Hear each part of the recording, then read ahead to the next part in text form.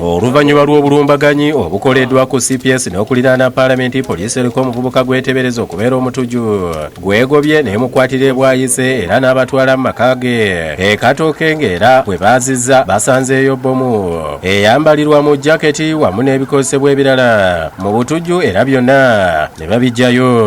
Oluvannyuma lw'okuggalawo amakubo obubondo obuziyiza ebikolwa eby'obutujju mu ggwanga bwasobodde okulondoola omuvubuka omu mu bwangu ddala. Erinnya lye tumanyi lye lya Moze yabadde agenda okutulisa bbomu ey'okuna jacket suicide bomb owokuna.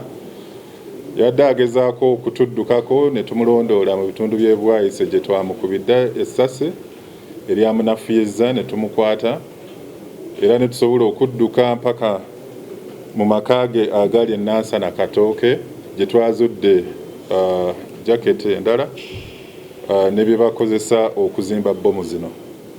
Omwogezi wa poliisi mu ggwanga Fred Enanga agambye nti okukwatibwa kw'omuvubuka ono ategerekeseko erya Moze kugenda kubayamba okunoonyereza ku bantu abalala babadde akolagana nabo mu kukola ebikolwa eby'obutujju. Naye newankubadde nti obubondo obuziyiza ebikolwa eby'obutujju bukoze kinene nnyo, obulumbaganyi buno obwaleero bulaga nti tukyalina omulimu munene nnyo okulaba nga tulemesa ebikolwa bino eby'obutujju mu ggwanga lyaffe Uganda.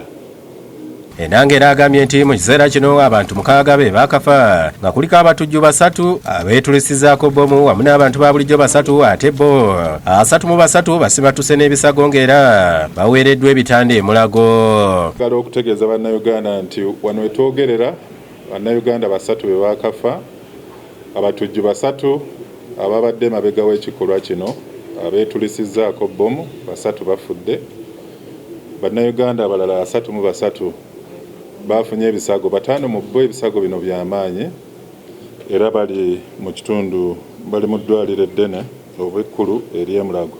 Twagala okusaasira abo abafiiridde abantu baabwe ate ne twongera okuteeka abo abafunye ebisago maaso ga Mukama basobole okudda engulu obulungi. Enanga agambye nti ab'ebyokwerinda bakugenda mu maaso n'okulwanyisa obubinja bwonna obw'abatujju kubanga obusinga babumanyi bulungi wamu n'ababuli emabega. Abantu bano tubamanyi era tugezaako okulaba nga obubondo bwonna obutendeka abantu bano obubawandiisa obubasikiriza n'obubagulira ebikozesebwa mu kuzimba bbomu zino obubondo obwo bwonna tujja kubusaanyaawo.